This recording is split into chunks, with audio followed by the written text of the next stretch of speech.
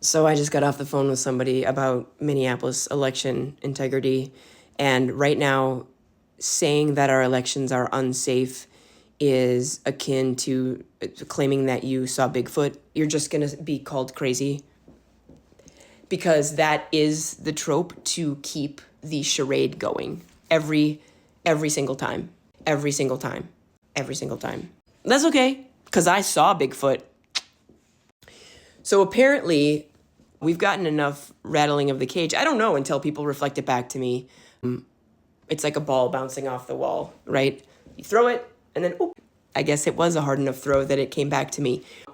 Apparently, people in Ward 10 are starting to take notice and go, that is weird that 30% of the ballots cast in these different precincts were day of registrations, and that the question of how did these registrations come, and then I just want to let you know what's happened. So I requested this information from the state in November and was told that's the city's problem. Then I went to the city, and the city told me that's the county's problem. Then I went to the county, and the county did give me the data that I've showed you so far before. But what the county didn't do is give me the names associated with the numbers. They just told me the numbers. So did you not put in the stuff yet to say the address and the verification with what's going on? So I have a second data request, but I also just want to let you know what the county is doing itself, the county. Hennepin County, I have put in at least 10 data requests. Most of them get unanswered because they will send me to a website. They'll say, here it is on this website. I said, no, I wanted metadata. I already went into this website, and I want verifiable data in these things. I will also have them write me back and say, we need an update. It's very vague. I just got one today. We need more information about this request to be able to process it further. Please go back to the data portal, make a new request on this. And I'm like, it was as specific as is possible. And now I want to go back to a play that I read and watched and learned about my sophomore year of college back in the 90s. This is Václav Havel. He wrote a play called The Memorandum that I read my sophomore year of college. Freshman year, actually, I think. It was the first of many plays that I studied regarding communism and various other sundry things. Because theater is and has always been the place where the resistance happens to insane things. Bertolt Brecht had the same kind of stuff, right? What do you think the cabaret is about? So Havel wrote something called The Memorandum.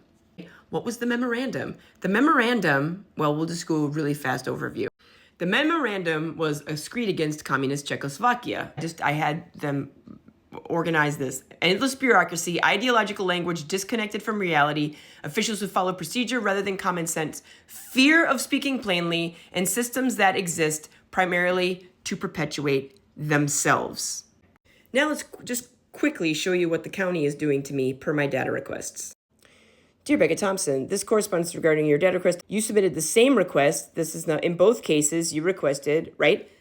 A list with dollar amounts, individuals, da-da-da-da-da-da. That might seem all fine and good. They're just trying to consolidate something, but that's actually not true because they were two slightly different data requests. But what's more is this specific one, they said they were going to coalesce them into one thing. And then the next day, the one thing became disappearing. And then look at this. You're going to tell me in a multi-billion-dollar enterprise, I wanted to know violence interrupters, Lake Street grants, which I know they exist. As such, no data exists. Really? Because I sat on the Lake Street Council, and I know how the grants went through the county. Is it because I didn't capitalize Lake? Is that what it is? Now back to the memorandum. Václav Havel ended up becoming the last president of Czechoslovakia and the first president of the Czech Republic. He oversaw the destruction of the communist state that he so hated, and he was instrumental in making it happen. And he wasn't a politician, but he began a writer of absurdist plays exposing this.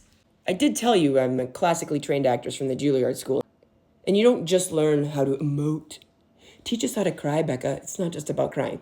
It's about what theater does in the world and the truth it is able to tell when all chaos breaks loose. And eventually, like Mr. Havel, sometimes people become politically involved. So, The truth is in the inaction.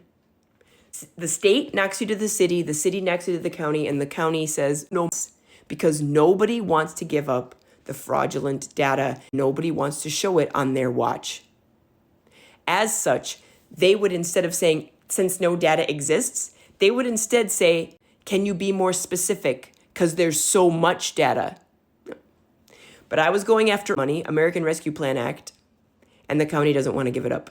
So things that make you go, Also, Mary Moriarty's office won't give up any information. You should know that. I've made 3 requests, and they kill every single one.